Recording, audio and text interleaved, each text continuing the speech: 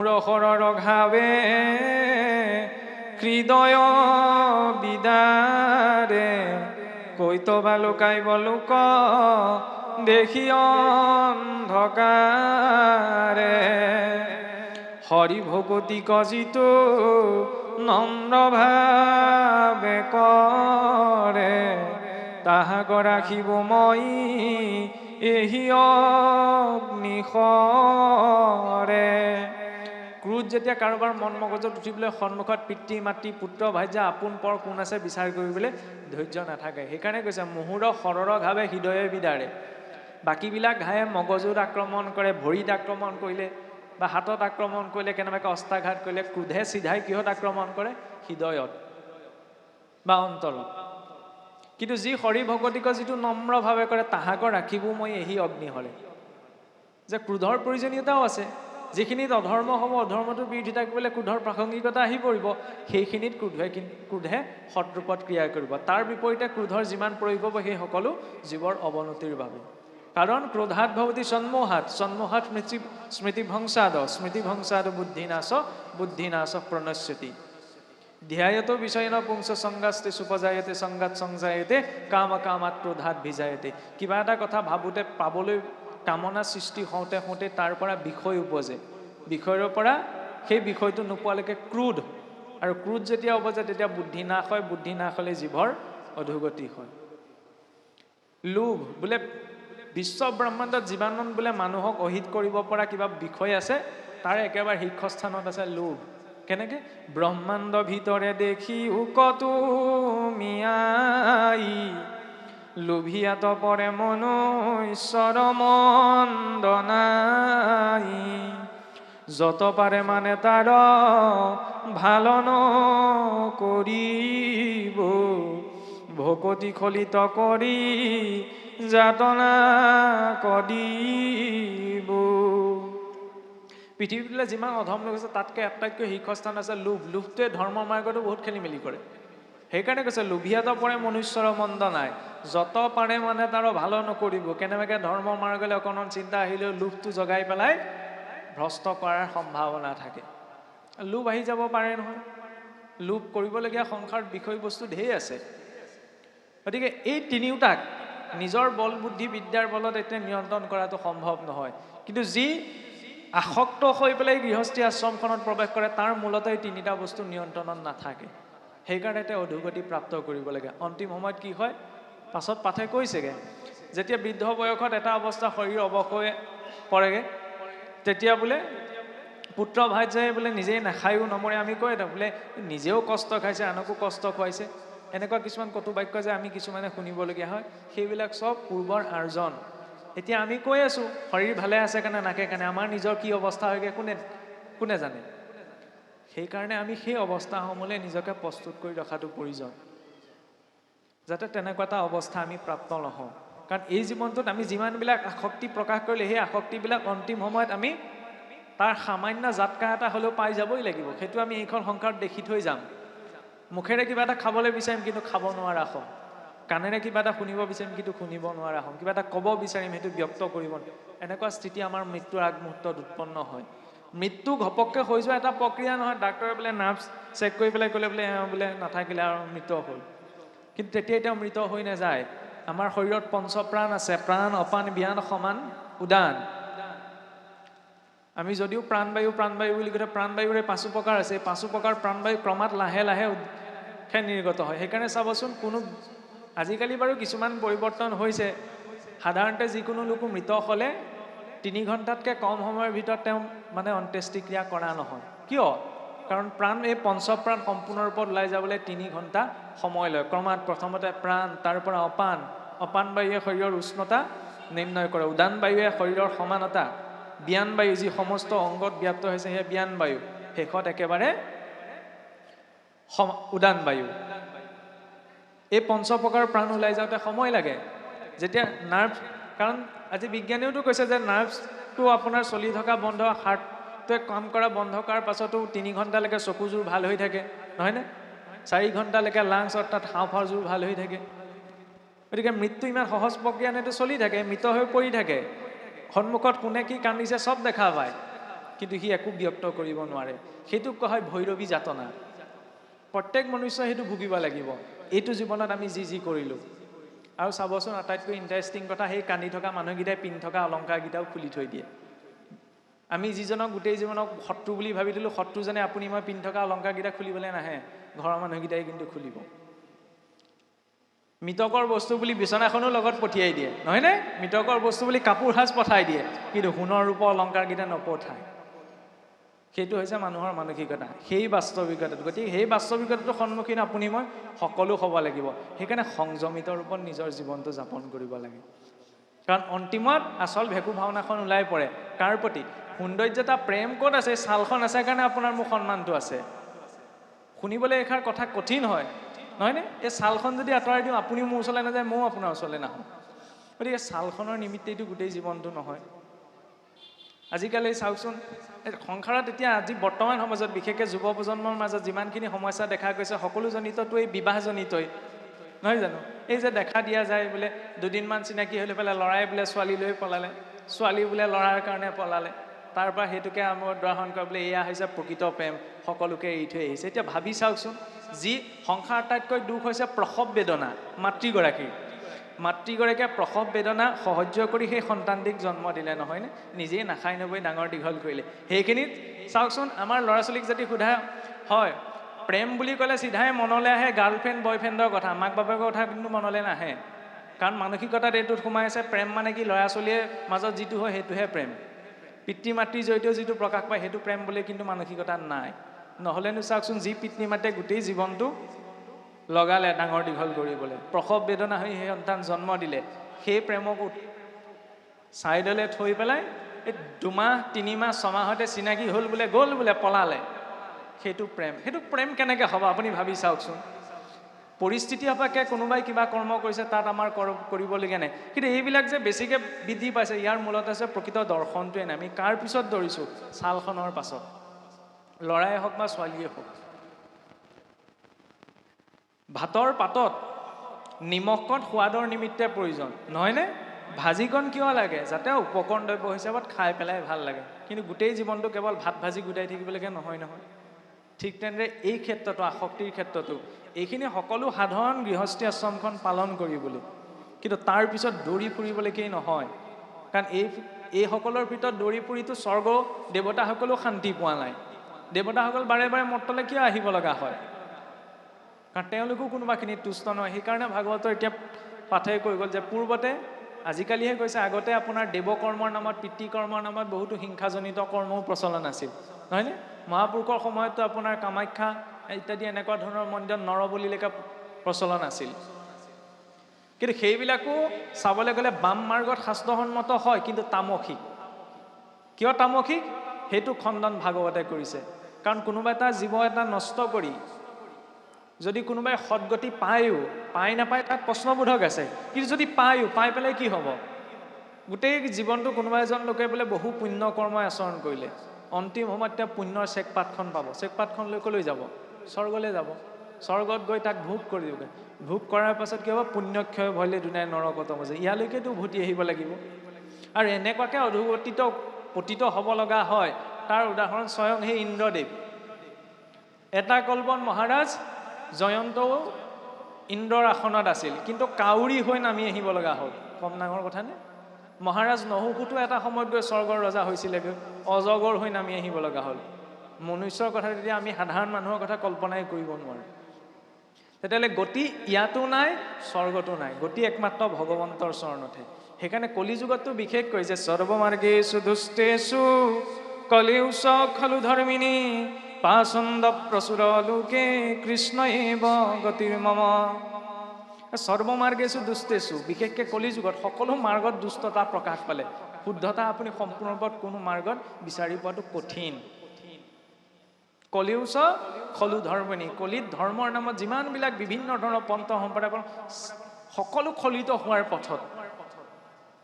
সেইবাবে একমাত্ৰ গতি কি? কৃষ্ণ এব গতিৰ মম, ভগৱন্ত কৃষ্ণত আশ্ৰয়।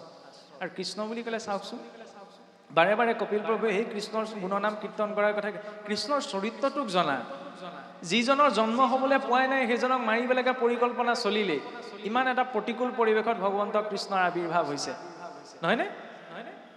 পুতনাই গৈছিল মাৰিম বুলিয়ে, কিন্তু তেওঁকো জননীৰ সমান গতি দিলে। গতিকে জীৱৰ প্ৰতি ভগৱন্ত সেইজনা ভগৱন্তৰ ভাৱ কেনেকুৱা।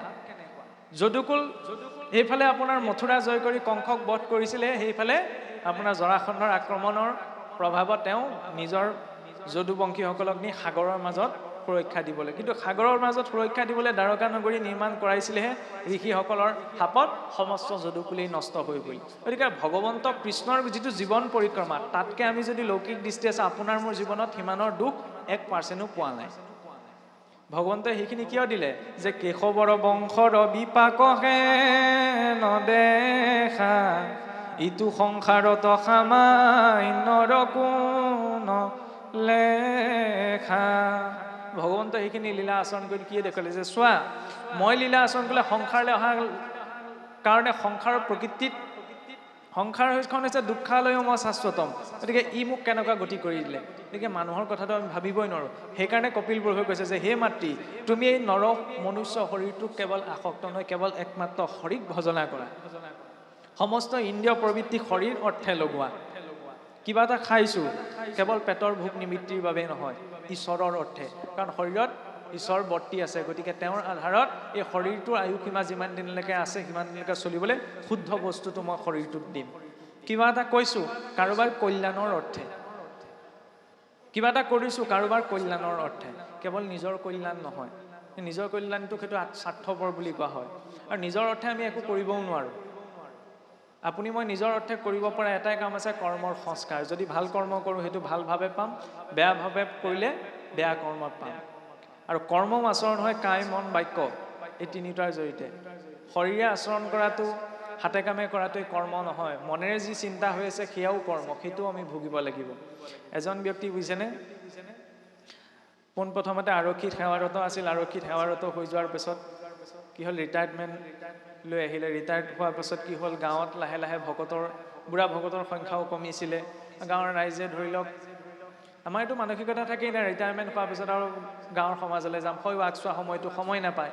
গতিকে আহিলে, তেওঁৰ শ্ৰদ্ধা ভক্তি আছিলে, গাঁৱৰ ৰাইজে শিকাই বুজাই তেখেতক শৰণ ভজন দিয়াই ল'লে। চাকৰি কালত এইবিলাক ল'বলৈ সময় পোৱা নাছিলে, আৰু সমাজৰ কৰ্ম কৰে, ধৰি লওক পাঠ পঢ়ে, নাম গাই, যিখিনি যাৱতীয় কৰ্ম সেইখিনি কৰ্ম কৰে কাৰণে মাছ মাংস খোৱা চব এৰি দিলে। তেনেদৰে তেওঁ সমাজখন 26 বছৰ কাল চলালে। 26 বছৰ যোৱাৰ পাছত এতিয়া তেওঁ যেতিয়া শৰীৰ অৱস হৈ আহিল, অন্তিম সময় উপস্থিত হ'ল, তেতিয়া নৰিয়াত পৰিব লগাল। প্ৰায় 3 দিনমান নৰিয়াত পৰি থাকিল। নৰিয়াত পৰিলে আমাৰ ধৰি লওক এনেকুৱা এটা চিন্তা আছেনে, কিজানি কিবা দুখাদি হৈছে, তেতিয়া আমাৰ কি হয়, গাঁৱৰ ভকত দুজনমান নিমন্ত্ৰণ কৰে, গীতা পাঠ অকণমান বা ঘোষা পাঠ বা ভাগৱত পাঠ এনেকৈ কৰা হয়।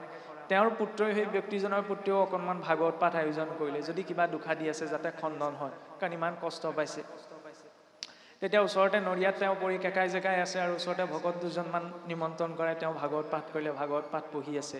আৰু তেনেকুৱাতে ধৰি লওক পুত্ৰই সুধিলে, আমাৰ সোধে নহয় যে কিবা ইচ্ছা আছে নেকি, কিবা ইচ্ছাৰ কাৰণে কিজানি জীৱটো যোৱা নাই, এনেকুৱা এটাও চিন্তা থাকে। ল'ৰাই সুধিলে যে দেউতা আপোনাৰ কিবা ইচ্ছা আছে নেকি বা মনত আছে নেকি? বাপেকে কি ক'লে জানেনে, বোপাই মোৰ ছাগলী মঙহৰ জোল অকণমান খাবলৈ মন আছে। আজি 26 বছৰ পূৰ্বৰ কথা বাদ দিয়ক, 26 বছৰ তেওঁ শৰণ ভজন লৈ মাছ মাংস চব এৰিলে, সমাজৰ নীতি নিয়ম সকলো শৃংখলাবদ্ধ ৰূপত পালন কৰিলে। তেতিয়া এই অন্তিম সময়ত ওচৰতে ভাগৱত পঢ়ি আছে, বাস্তৱিক কাহিনী। তেতিয়াহ'লে ছাগলী মঙহৰ জোল ক'লে কেনেকৈ মনত পৰিবলৈ পালে? সেইটোৱেই যে মই মুখেৰে আপোনাক দেখুৱাই মই এৰিলোঁ, কিন্তু মনত যদি চিন্তা, কেতিয়াবা গোন্ধটো পালে অকণমান খাবলৈ পোৱাহেঁতেন। কৰ্মেন্দ্ৰিয় নিসংযম আশ্ৰিত মনসা স্মৰণ ইন্দ্ৰিয়াৰ্থান বিমূঢ়াত্মা মিথ্যাচাৰস উচ্যতে, সেইটো তেতিয়াহ'লে মিথ্যাচাৰ হ'ব।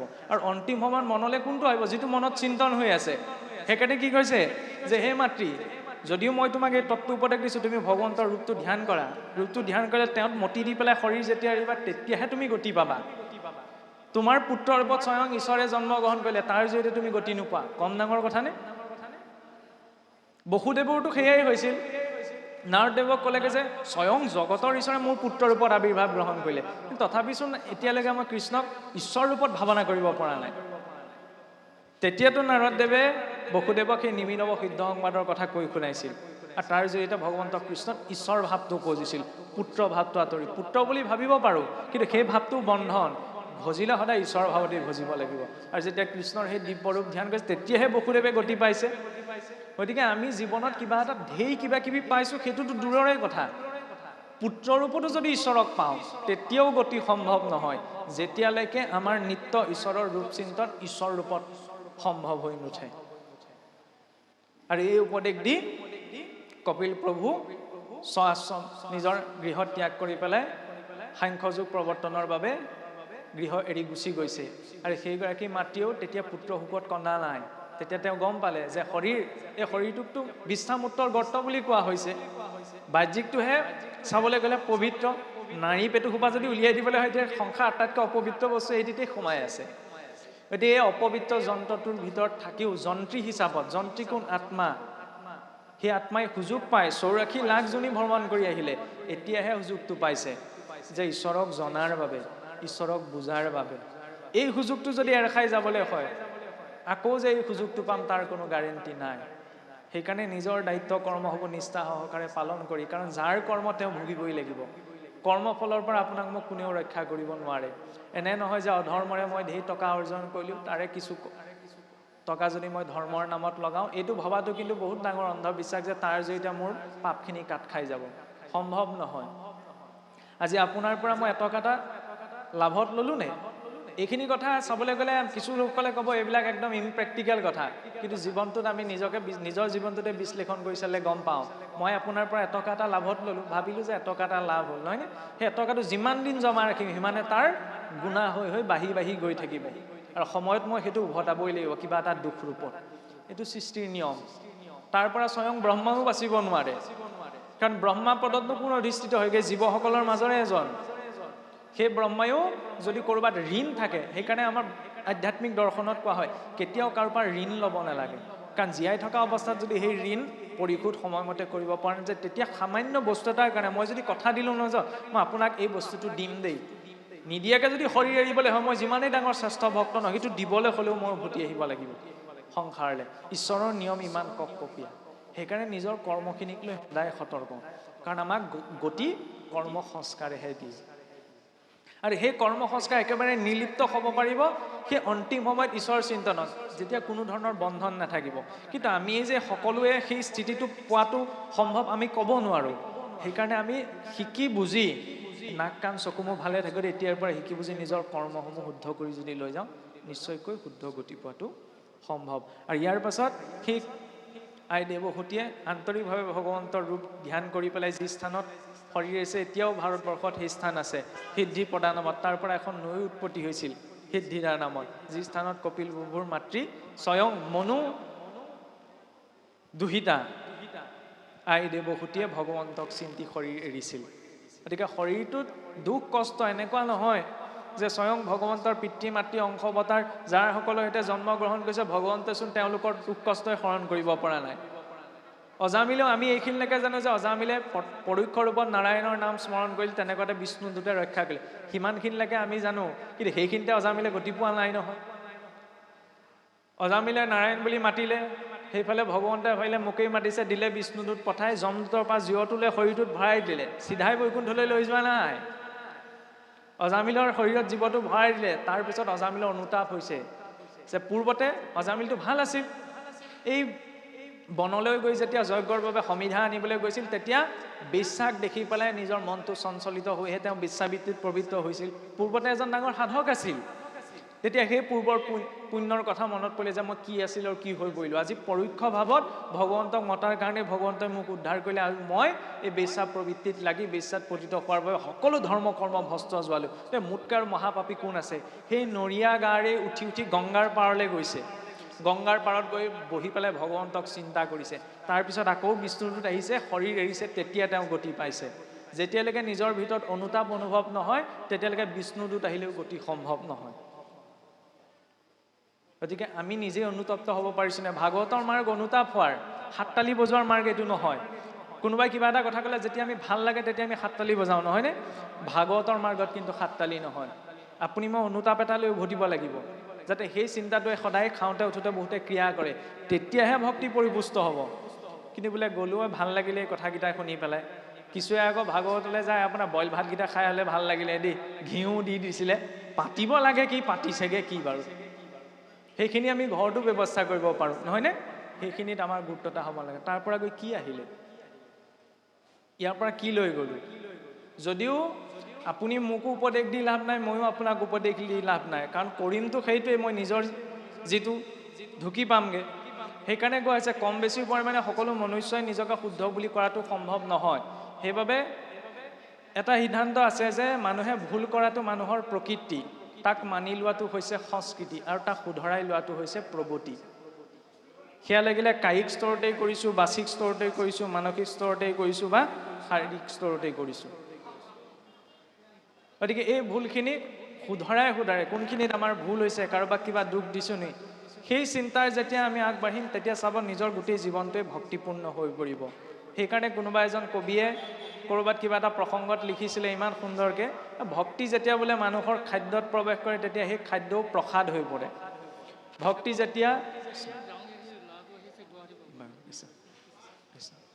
যেতিয়া ক্ষুধাত প্ৰৱেশ কৰে তেতিয়া সেই ক্ষুধা ভাৱো ভক্তজনৰ বাবে ব্ৰত হৈ পৰে। ভক্তি যেতিয়া কৰ্মত প্ৰৱেশ কৰে তেতিয়া সেই কৰ্ম ঈশ্বৰৰ কৰ্ম হৈ পৰে, আৰু ভক্তি যেতিয়া মনুষ্যত প্ৰৱেশ কৰে তেতিয়া সেই মনুষ্যজন প্ৰকৃত মনুষ্য হৈ পৰে। সেই ভক্তিটোক লাগে দৈনন্দিন জীৱনত, ঈশ্বৰৰ প্ৰতি সমৰ্পণ ভাৱত।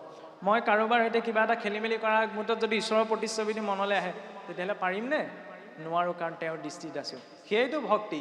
সেই স্থিতিটো যেতিয়া যিদিনা উৎপন্ন হ'ব তেতিয়া তেওঁ কি কৰিব লাগে কি কৰিব নালাগে এইখিনি কোনেও কাকো বুজোৱাৰ প্ৰয়োজনীয়তা নাথাকে। এতিয়া সময়ৰ প্ৰতি লক্ষ্য ৰাখি আমি ইমানতে আমাৰ কথা সামৰিব বিচাৰিছোঁ।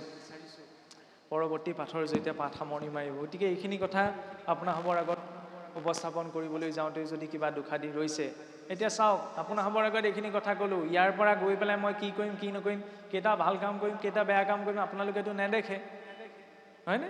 আপোনালোকক সেইকাৰণে মই ঠগি থৈ গুচি যাব পাৰিম। নাম প্ৰসংগ কৰোঁতে কিমান ধুনীয়া ঘোষা এজনা মহাপুৰুষে লিখি থৈ যোৱা গাইছিল, নহয় নে? মই তোমাক ভান্দো তুমি মোক ভান্দা, চৈধ্যয় সাক্ষিক ভান্দিব পূৰ্ণ উপায়। মই আপোনাক কপটৰে ঠগি থৈ যাব পাৰিম, আপুনি মোক পাৰিব, কিন্তু লগত যিজন 14 সাক্ষী আছে, সেই 14টা CC কেমেৰাত যিবিলাক ৰেকৰ্ড হৈ আছে সেইবিলাক ডিলিট কৰাটো পচিবল নহয়। গতিকে তাৰ প্ৰতি সতৰ্কতাৰে যদি আমি জীৱনটো লৈ যাওঁ তেতিয়াহ'লে অধৰ্ম কি ধৰ্ম কি কোনেও আমাক বুজোৱাৰ প্ৰয়োজনীয়তা নাথাকেগৈ। সদৌ শেষত সেই ভাৱনাৰে যদি এইখিনি কথা প্ৰকাশ কৰিবলৈ যাওঁতে আমাৰ কিবা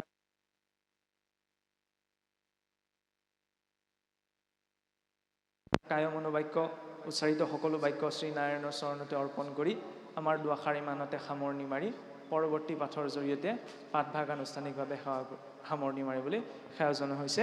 কায়েন বাচা মনসেন্দ্ৰিয়েবা বুদ্ধ্যাত্মনায়া প্ৰকৃতে স্বভাবাৎ কৰোমি যদ্যৎ সকলম পৰস্मै নাৰায়ণায়েতি সমৰ্পয়ামি, নাৰায়ণায়েতি সমৰ্পয়ামি। কৃষ্ণ।